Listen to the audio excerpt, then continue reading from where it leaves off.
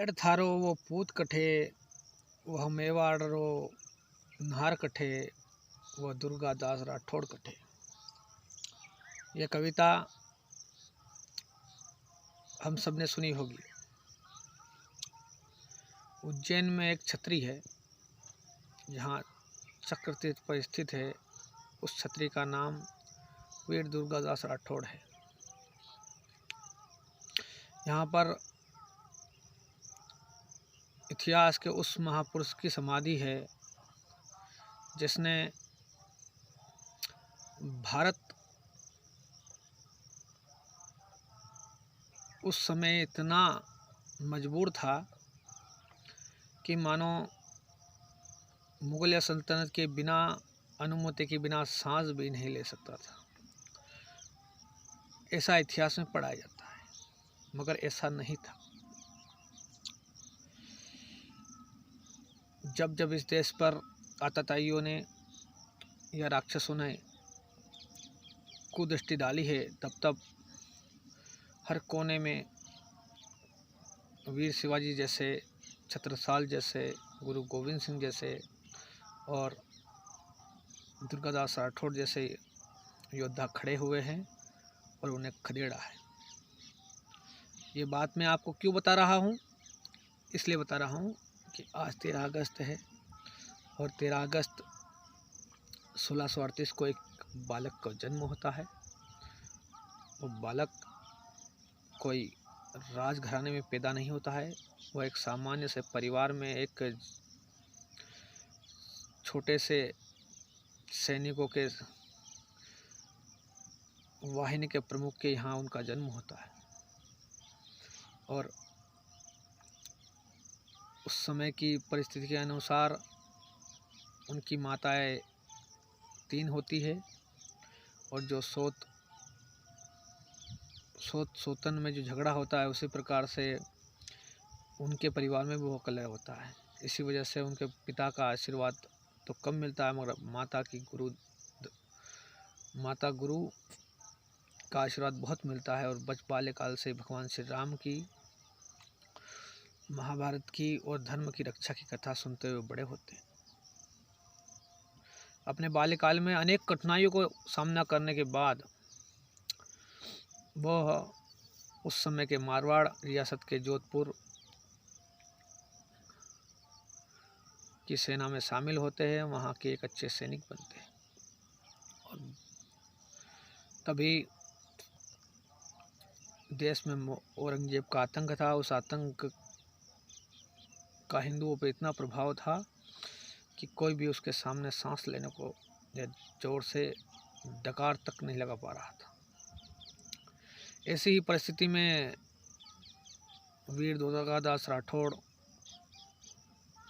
बड़े पले और धर्म का ज्ञान ले आगे बढ़ते हैं। वर्तमान राजा जसवंत सिंह जो अफगानिस्तान जाते हैं, वहाँ अफगानों से लड़ाई के लिए औरंगजेब के साथ की सेना के साथ मिलकर, तो षड्यंत्रपूर्वक औरंगजेब उन्हें वहीं मरवा देता है। औरंगजेब की विस्तारवादी नीति थी। अब दुर्भाग्य की यह होती है कि उनकी 2 पत्नियां गर्भवती होती है और कोई संतान नहीं होती। भगवान की कृपा से दोनों पत्नियों को 2 पुत्र रत्न की प्राप्ति होती है, मगर दुर्भाग्य से एक पुत्र उनका वहीं जन्म लेते ही अपने प्राणों को त्याग कर देता है। दूसरा पुत्र अजीत जीवित रहता है, पर जब औरंगजेब को 1 वर्ष पश्चात जब जानकारी मिलती है कि अब जोधपुर रियासत को कोई संभालने वाला नहीं है, तब वो धोखे से उस पर अपना स्वामित्व और एक इंद्र सिंह को, जो वर्तमान वहाँ का जागीरदार, उसको मिलाकर उस रियासत पे अपना स्वामित्व कब्जा कर लेता है और अजीत सिंह को वहाँ से उठाकर दिल्ली ले जाता है। और दिल्ली ले जाने के बाद षड्यंत्रपूर्वक उसे मुसलमान बनाने का प्रयास करता है। उसी समय सेना में वीर रणबांकुरे दुर्गादास राठौड़ अपनी युवा तरुणाई से लैस रहते हैं और मातृभूमि के लिए अपना सर्वस्व देने के लिए तैयार रहते हैं। उन्हें जब पता चलता है कि अजीत को दिल्ली ले गया है और वह मुसलमान बनाकर उसे धर्मांतरण करने की इच्छा रख रहा है, उसके पश्चात वह उसे मारने की भी साजिश है। दुर्गादास अपने वीर साथियों को लेकर तुरंत पहुंचते हैं और उस जहां पर उसे रखा गया था अजीत को, वहां पर हमला करके अजीत को घनघोर युद्ध के साथ वहां से बचा के लाते हैं। पर इसमें अनेक उनके वीर सैनिक शहीद हो जाते हैं। साथ ही अजीत को जो जोधपुर नरेश का बालक रहता है उसको बचाने के लिए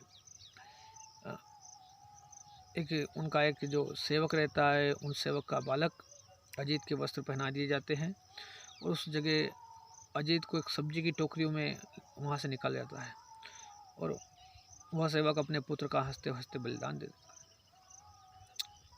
अब अजीत को सुरक्षित निकालने के बाद औरंगजेब तिल में ले जाता है और उसे धोखाधड़ी का आरोप करके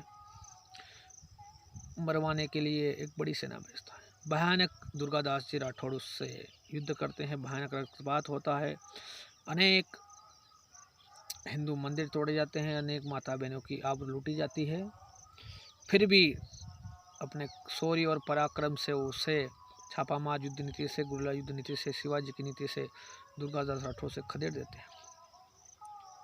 अब धीरे धीरे अजीत बड़ा हो जाता है।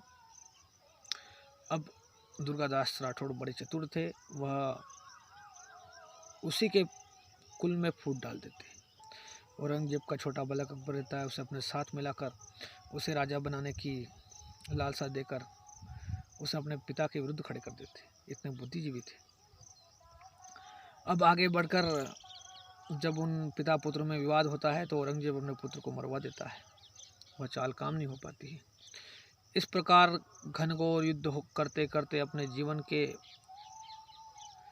50 वर्ष वो युद्ध में ही बिता देते हैं।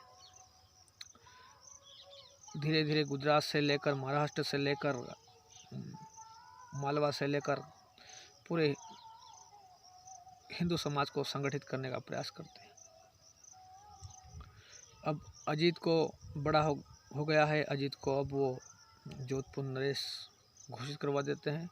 इस बीच में भी जब जोधपुर नरेश घोषित करते समय भी बहुत सारे युद्ध होते हैं।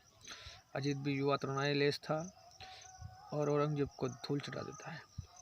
धीरे धीरे आते आते 1707 में औरंगजेब की मृत्यु हो जाती है और अजीत स्वतंत्र राजा बन जाता है। मतलब उस समय की परिस्थिति ये थी कि अगर दुर्गादास राठौड़ जाते स्वयं जोधपुर का राजकाज संभाल सकते, मगर मातृभूमि क्या है, देशभक्ति क्या है, ऐसे विरले महापुरुष इस देश में बहुत ही कम देखने को मिले। अजीत को कार्यभार सौंप कर वो अपनी तीर्थ यात्रा के लिए प्रस्थान करते हैं। आयु भी हो जाती है अजीत उस समय, उन्हें प्रधानमंत्री का पद सौंपने का पेशकश करता है, वो हमारे प्रधानमंत्री बनिए। उसे ठुकरा कर अपने प्रभु की सेवा करूँगा। धीरे धीरे तीर्थ यात्रा पर निकलते हुए उदयपुर सोचे सादड़ी साम्राज्य होते हुए उज्जैन आते। उज्जैन में महाकाल की बहुत दिनों की सेवा के पश्चात वह दिव्य आत्मा 1718 में इस लोक को छोड़कर परलोक चली जाती है। हमारे उज्जैन में है, इस महान विभूति की पावन समाधि है, हमें जाना चाहिए और ऐसे महापुरुषों को हमें याद करना चाहिए, क्योंकि ऐसे ही महापुरुषों के कारण आज हम गर्व से कहो हम हिंदू है ऐसा उद्घोष लगा पा रहे हैं। हमारे पूर्वजों ने बड़ा बलिदान दिया है। ऐसे महापुरुष को समय समय पर याद करें, उनकी वीरता के किस्से सुनाते रहें, ताकि हमारा पुरुषार्थ जीवित रहे। भारत माता की जय।